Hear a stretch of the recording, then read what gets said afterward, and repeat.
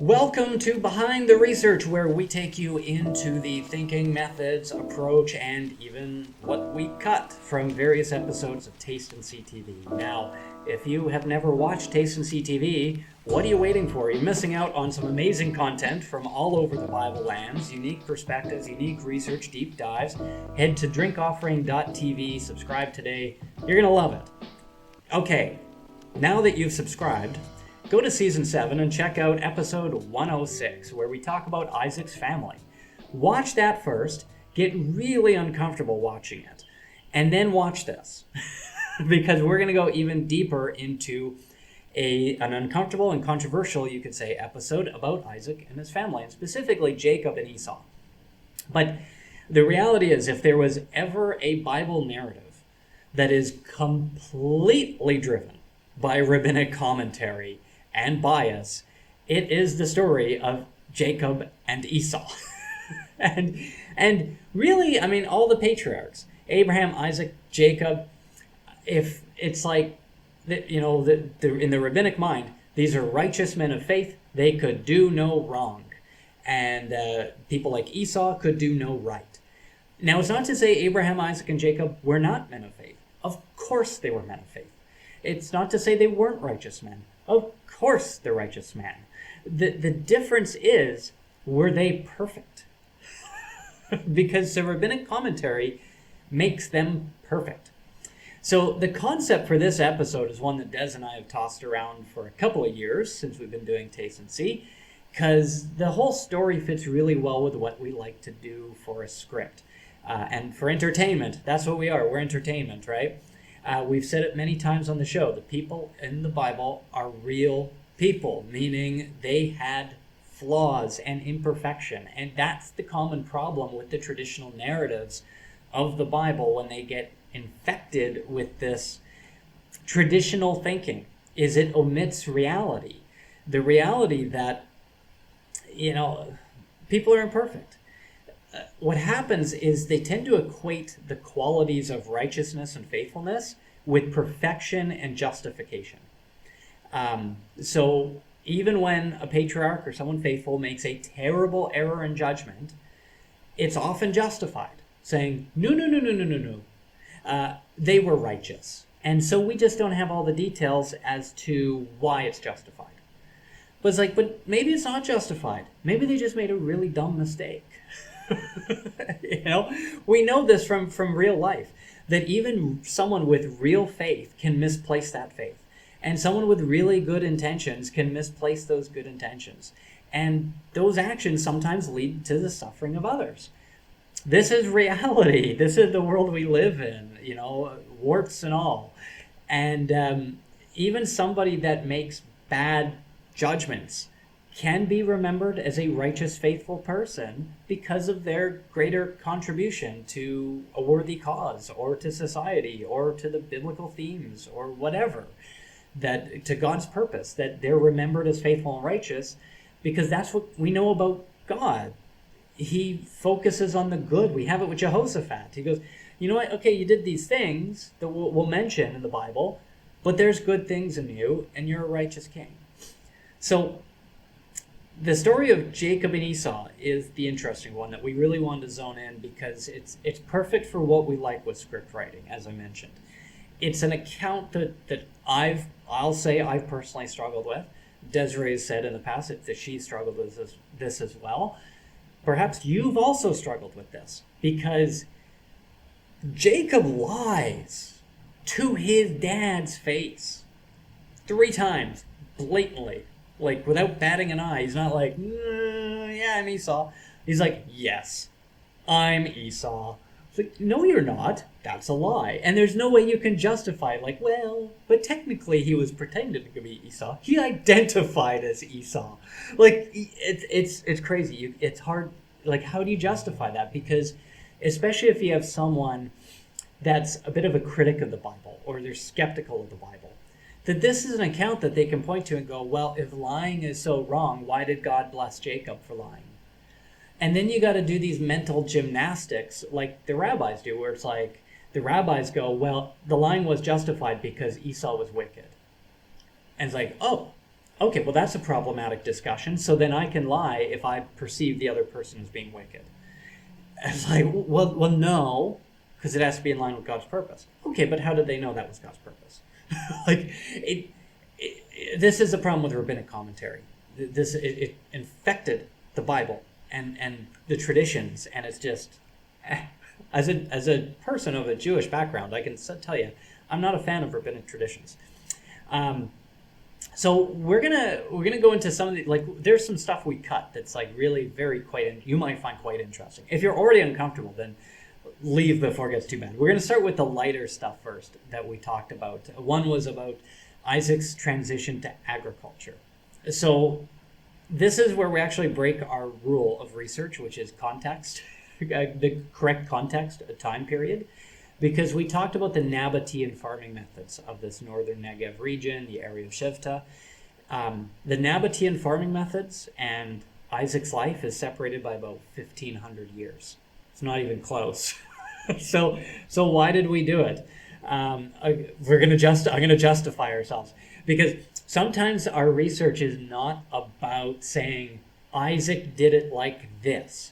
Sometimes it's about proving it's possible that you come to the Negev and it's just like gravel and a hot desert wilderness, and you go, Isaac was a farmer? Well, Gerar must be somewhere else, or the climate must have been different. No, it didn't have to be. And we have an example from 1,500 years later that proves that an entire civilization thrived off agriculture in this exact area. So it's not to say Isaac did exactly that, but it's possible through the example of the Nabateans. Whatever methods Isaac did, we have historical examples that prove that we don't have to literally change the world, change the climate and everything for it to be possible. It's possible as is today. Even today, there are vineyards all through the Negev and through the desert and the wilderness. There's some great wine. You come tour with us, we'll take you some great wineries in the desert. It's amazing. So, in fact, some of the best cab sav you'll get in Israel is down in the desert. Anyways, we don't want to get sidetracked. So we then jumped into the property rights. And this is where we start easing you into the uncomfortable of changing your perspective of the men of Gerar. Again, this is the patriarchs only did good. The non-patriarchs did terrible. And it's not true. The men of Gerar said, look, Isaac, we've only done good to you. It's like, we've been very nice to you, Isaac, and you've not treated us very well. And you can picture Isaac going like, and God's like, no, they're right. They've been very nice to you. So it shows that they were right. Isaac didn't own those wells anymore. This is how the property laws worked for water back then. That the men of Gerar maintained the wells, it belongs to the men of Gerar. End of story. And it's proven in the fact that God doesn't give the wells back. Like, the men of Gerar may have given some back to them, like just to make peace. But God gives new wells and new water. It's like, look, don't worry about that. Here's something new. And now you know, if you want to maintain the water rights, you have to maintain the well and keep it covered and bury it, right? We vilify these guys for like, well, they covered over the wells of Abraham. Yeah, it's smart. It's what you're supposed to do. Shame on Abraham for not knowing that. So it is what it is. But it's an interesting change. And then something that we cut is this aspect that Abraham must have taught the men of Gerar about his God. Because when Isaac lies to them about Rebekah, they're mad. But how would we describe their anger? Like, what is it mad about? Like, you fooled us? No, they said that you could have brought guilt upon us. They go, guilt? Are they talking about sin? Right? What kind of guilt would they have? It wasn't illegal to take someone's wife like that, especially if you're the king. Like, what are they going to do? But it's like, it's a spiritual guilt. They knew that this was morally wrong. And this is where we see that imbalance in viewpoints of, like, Joseph, years later, runs away from Potiphar's wife. How could I sleep with the wife of another man? That is against God. And we go, kol hakavod. Kol hakavod. All the respect in Hebrew. Kol hakavod. That fantastic. Joseph perceived the will of God, perceived biblical principles before there was a Bible. He perceived divine principles. And the men of Gerar did the same thing. They said, Isaac, we could have slept with your wife and been guilty. Do you know how wrong that is? We don't go, no, we give them no credit. It's a shame, because it's like, it seems like these were men trying to be spiritual men, and they were really turned off by Isaac. And so, to the same effect, shame on Isaac. No. Bad. You almost led these guys into sin. God had to intervene. So again, was Isaac a man of faith? Of course. Was he a righteous man? Of course. Maybe he was the most righteous man in the entire earth at the time. Does that mean he never made mistakes? Nope, because he made one there. God had to step in. So again, it's a justification of like, well, we don't have all the details as to why Isaac's justified of lying straight to the face of these people and possibly leading them to sin. It's like, don't justify it. Just accept that he was imperfect. That's the justification. He's not perfect. You can still be faithful and righteous and be imperfect. That's the fantastic thing about God. He covers over our failings like this and focuses on the good. So now we get to the uncomfortable part, and that's with the birthright of the selling of the birthright, Esau and Jacob. And we're going to go back and contradict what we said in the episode. We said that Isaac might have been learning about this for the first time. Now, Isaac knew the birthright was sold. It's sometimes when we're filming these things, it's really hard to go that deep into an episode, and we have to pull it back, because we feel sometimes like we're edging too much on uprooting a spiritual understanding, that we're edging in on doctrine. We're hitting the sensitivities and the sentimentalities way too much. And so we pull back and we give you something still. We go, okay, maybe he didn't know and he's learning about this now, so Isaac was a bit innocent and it wasn't so bad. So we're going to actually, for this, we're going to take a different angle. What the original angle was is that Isaac knew the whole time. And that's what the blessing was about. Okay? And what we really cut was an in-depth look on Isaac's words. And again, we're standing there filming this in Shivta. You can hear the wind. The wind is howling. You can't tell because there's no trees. But you can hear the mic cutting out here and there. It's the wind was blowing so bad. There's nothing to block the wind. A little bit of trees. Shrubbery. But it was stiflingly hot. You got the dog panting away looking for water. And you have so much going on and you're trying to be extemporaneous that you don't want to be note-bound, that this is a section where you can't mess it up. So that's why we have Behind the Research now, to really go in a little bit deeper of what we wanted to do with the episode. And you might really like this. So Genesis 27:36. Esau's words. And again, we put ourselves there. This is, it's always surprised me how cold we can be as Bible readers towards a grown man, a husband, a father, in a tent before his father, broken down in tears, howling on his knees. His family heard. His children would have probably heard him.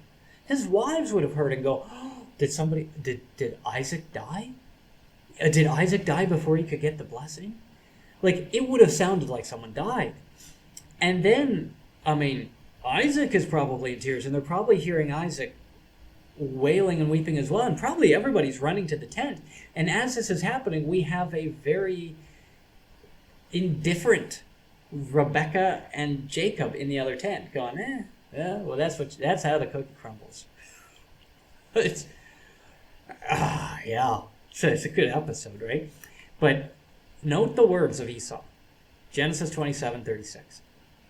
First, he goes, is he not rightly named Jacob? And again, picture him. He's crying, goes, he's really a Jacob. And so this shows Jacob was not a good connotation back then, because he uses it as a slanderous term here to mean crooked. Is he not really crooked? Is this not exactly this guy living up to his name as being crooked? And then he says that he might supplant me these 2 times. You ever read that? 2 times. What 2 times? My birthright he's already taken. Now he's taken my blessing. Wait, the blessing wasn't the birthright? Yeah. So you see why we didn't go there on the episode, because boy, that's now a 50-minute episode. So what does this mean? Where are we going with this? Why are we contradicting our episode here? Because we're saying Isaac knew the birthright was sold, which is why Esau was called in for the blessing. He was being sent away. Isaac knew this, and we have biblical examples, we have historical examples. We know this is how it works in antiquity. And Abraham did the same thing with Ishmael. There was a shift in who is the birthright holder, right? With Ishmael, everyone would think it's Ishmael because he's the firstborn. And it's like, no, Isaac is the true firstborn. Isaac's the inheritor. Ishmael, I love you, but you need to leave, right? He dismisses him. He blesses him and dismisses him. Gives him a blessing before he goes. Why is Esau being called for a blessing now? Isaac lived for decades after this. Yeah, he was getting old. Yeah, he couldn't really see. And yeah, he was a bit sick. But he lived for decades. Why now? And why not Esau and Jacob together and bless one, bless the other? Because this was, Isaac knew the birthright was sold, and he did not want a fight after he was dead or as he's getting older where he can't defend it as to who the true birthright holder is. So it's like calling him in, going, look, you sold your birthright. I'm getting older. It's time for you to leave. There's too many questions being asked as to who's getting the inheritance, who really is the head of the house. I got to start training Jacob to take over the house. You got to go. I love you, but you got to go. Okay. And we go, okay, well, that makes sense then, right? Okay, but then, so then what really was the blessing? The blessing was a final, at first the blessing was something that Esau never sold Jacob. Jacob stole it. No right to it. And the blessing would have been the final goodbye between a father and a son. Esau was not coming back. He was leaving. He was going to go to the land, to the ground, to wherever, right? Like basically go. Like the birthright should be connected to Abraham, and there's no mention of Abraham or anything Abrahamic in that blessing. That's the blessing of Jacob. Turn the page. Read Jacob's blessing, and that's the Abrahamic blessing of the firstborn. It didn't have to do with the kind of ground you were getting. It didn't have to do with like, oh, I hope, like, what father would be like, I hope you live on rubble? Like, no, he's like, I hope you, wherever this world takes you, may you have fertile grounds, may you have plentiful livestock, may you be blessed, may you, like, he's never going to see him again. Wherever life takes you, I wish only the best. And this wonderful, beautiful little blessing to his son was going to be shared over a final meal of like your best cooking, like the home cooked meal of my son Esau. You cook me that game like I know you can cook it, and this is our last moment together, and in the morning you need to leave, right? And Jacob stole it. Rebecca stole it, and Rebecca knew because Jacob's like, look, aren't we gonna get cursed for this? And Rebecca goes, may the curse come upon me. So she knew. She just like, oh, like at this point, although Esau wasn't a spiritual man, your heart has to break a little bit for this guy, because it's almost like he's put in a position where it's like, why would he ever come back? Well, you know, the actions were so heartless from his mother and brother. Why would he ever turn back to Jehovah? But we see that you know, he wasn't completely gone. like we said, he started to understand his parents a little bit more. He started to try and figure out, like, what's the problem? Is it my wives? Well, I'll get a different wife that you like more. This is a guy that's really trying to make his parents happy, and he's just shut out. So, see why we didn't go down this harsher road. it really hurts the sentimentality, right? We see that with Rebecca. We love Rebecca. We have this picture in our mind of this wonderful woman who treated the servant of Abraham so well and so kind and so loving. And she packed everything and willingly went halfway around the known world to marry a man she had never met with Isaac. And she was so submissive and humble. And then we have this instance where, like, we're presenting the polar opposite. But was it? Because Laban was her brother. And what was Laban like? It was just like how we see Rebecca acting here, right? Not very honest, very sneaky. How were Rachel and Leah acting? And then even Jacob. So now you go back to, we did an episode from the Euphrates, from Haran, about Zilpah and Bilhah, and being caught in the middle of this sibling rivalry with Jacob's wives.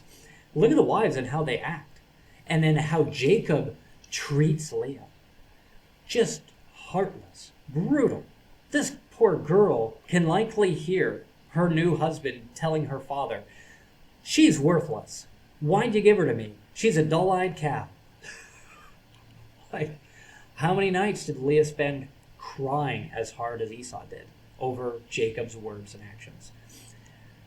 Jacob was a righteous guy. He was a faithful guy. He loved God, loved Jehovah. But boy, he needed to be straightened out. And he did. That's the name Israel. That's the beautiful thing with the story.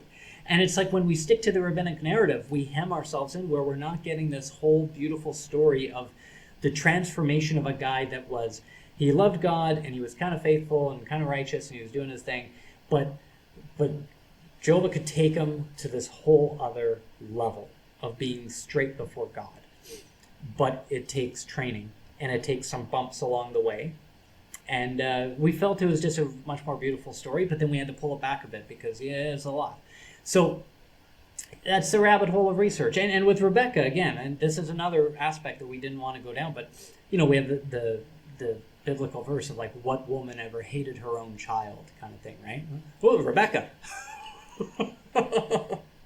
Look how she treated Esau. She hated him. She despised him. I love doing this show. I love doing it because it enhances our Bible reading. It helps us to also work through the process of coming out the other side going, I appreciate these people more. I appreciate Rebecca more because she was a real woman and a real person, and she wasn't perfect, but God worked her through it and she was faithful, right? Despite her flaws. And this is the wonderful thing. And so if we go back to it, like, what did we use for research? The Bible.